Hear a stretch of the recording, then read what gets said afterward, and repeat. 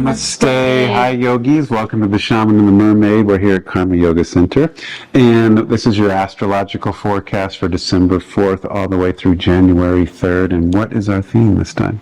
When the going gets tough, the tough get going. And we in part picked that one because there's a lot of Capricorn energy surfacing in this report. And we feel Capricorn is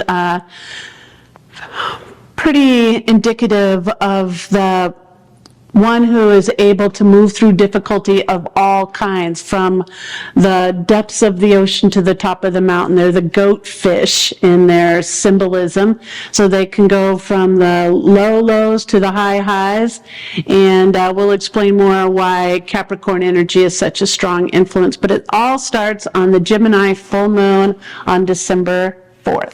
Gemini is the sign of duality, polarity, and looking at the two sides of the coin. And so this full moon illuminates both when there's difficulties, but then also that creates possibilities and new opportunities. And so this helps us see both sides. And Gemini's higher purpose is to rise above the duality. Imagine a triangle or a pyramid. Here's the two polarities, and then there's a point that's above that. And so Gemini is the curiosity and the adaptability to rise above what may seem like opposites. There's quite a few aspects this report, but we're just going to showcase some key ones that we think have the most potency for us at this time, although all the aspects do. They're all friends. They're all friends, right. The next big one is December 10th, and that is when Neptune is going to go direct. And I feel strongly that this shifting of energy from retrograde back to direct is a way for us to ride that energy pull of following a spiritual path. And I think for the going gets tough, the tough get going theme, one of the things our collective society could use is a stronger, clear pathway towards spirit. And that is a very subjective term, I realize, but personally, if you're just seeking any spiritual path at this point, I think that's a benefit for everybody. And I think once we step into our spiritual hearts and we follow it, that helps that tough get going. That is the fortitude and the strength and the power that the tough need to get going. So this Neptune direct is a strong pull for what our collective society needs to move forward in a new direction, because we're absolutely in a transitional period of our species on planet Earth at this time. So I feel that spiritual path is one of the ways to go. Also on that same time, Mars is going to be moving into Capricorn. And as we mentioned, Capricorn's a big hitter. What do you feel about that? Well, Mars is our yang energy, our willpower, but the most deepest essence of Mars is to be a truth seeker. And so when Mars is in right way or in harmony with the Hridayam heart, it's to go seek eternal truth or the spiritual truth, the Neptune energy that Katrina spoke about. And Capricorn is doing it wisely and judiciously, and both exploring the material and the spiritual world equally and not seeing them as contradictory. So this could be a very harmonic change of energy for the masculine or for our willpowers and truth seekers. And remember, Mars is the assertive one. That's the get going part, and moving that with Capricorn into Capricorn, that's perfect. That's a perfect tough get going. Okay. And then our next one is the new moon that is coming up in Sagittarius. Sagittarian energy is about vision questing, seeking the hero or heroine's journey, the evolution of the soul or persona. And it's about what our quest is in life. Like, what do we have a vision for and going for it? And so this new moon, and Katrina will talk more about this as well with the solstice, is that it's a time to put your vision forth as to what may be coming for the new year, the new cycle, the new season, the new age, and this is a good time for doing ceremony. So that's December 19th with the Sagittarian new moon, and then 2 days later is winter solstice, which is the 21st, and that's also when the sun will move into the sign of Capricorn. So now we have our radiant sun in the sign of Capricorn, which is as we've mentioned, the polarity piece, the dharma and karma, the justice, the fairness. It's the scaffolding for building new things. And so the sun moving in there is like, let's do things right. Let's do it solid. Let's do it with wisdom and practicality and with dedication and determination.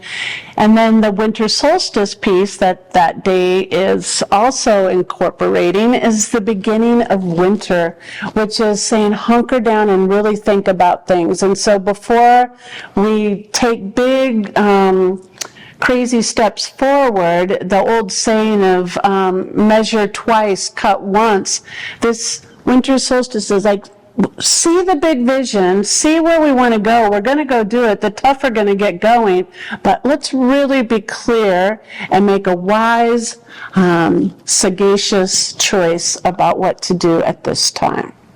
Amen. And then we cruise along. After that, we have a couple of things. We have the 24th, which is Christmas Eve, a big one of Venus moving into Capricorn. Well, this is perfect. Sometimes Venus may be considered like the Christmas star. Some say that that was the light that the Magi saw in the sky, the Venus star. Anyway, Venus will be shining bright in the sign of Capricorn, and that's kind of like Santa Claus, Capricorn energy meets Venus' Durga energy. And Venus is the sacred feminine, how we hold our values and love, where we put our attention, our intuitive connection to our body. It also represents our food, our relationship to home and finance. And Capricorn is getting these things in order. And really, I think it's about taking stock of what is your true values, which I think is perfect for Christmas, a time of love and return and birth in some traditions, and that star of light of following where we need to go. And I think this time Venus and Capricorn is really guiding us to tune into the light of our inner heart and be that wise, sagacious elder and follow what is in there and then do what we need to do. I love the idea of Durga and Santa being the symbolism of Christmas this year. That really works for me. And throw in Venus on top of that too. And then wrapping up the report, we get to January 1st, which there happens to be a vision board class here if you want to come for the vision board and yoga class on January 1st. But it's also when Mercury goes into the sign of Capricorn. So now we have had Mars, the Sun, Venus, and now Mercury into Capricorn. So a lot of things around fairness, justice, law and order, karma and dharma, wisdom, the scaffolding for a community is another piece of this too, is big at that time. So good reason to come together for community. Mercury moving into that is how we communicate this wisdom, this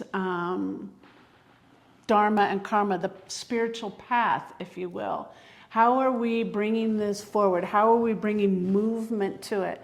When the going gets tough, the tough get going. And this is definitely a sign of that Mercury moving into Capricorn. That's going to be getting things moving in a really strong, positive way. I like that one a lot.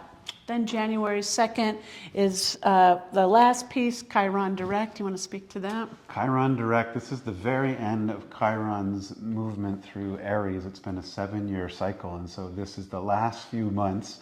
And those are always the crucial energies when a planet is at the end of a sign. And so it's about healing the masculine. That's what Chiron and Aries has been, both the figurative and the literal masculine. How do we come to truth? How do we use our willpower? How do we use our yang and fire energy? Are we upholding the feminine? There's one model where the masculine, which is the truth seeker, its purpose of doing that is to uphold the feminine, which is the one that is devoted to truth. So the feminine intuitively knows it, the masculine seeks it and upholds it. And so when we have Chiron coming to healing, we all come together and say we seek truth as a community, as unity, as one spiritual planet. And hopefully this will be some miraculous year. 2026 is looking good for spiritual connections, community, and opening up and expanding our hearts and our consciousness and trusting our intuition. But you can learn more about the whole 2026 forecasts from Michael's workshop that he's doing here in December. And then you can see the whole big year at a glance. So come to that one if you can. That wraps up our report. That takes us to the full moon in Cancer on January 3rd. And we'll come back to you then with the next astrology report. Until then. Namaste. Shri Ganesha,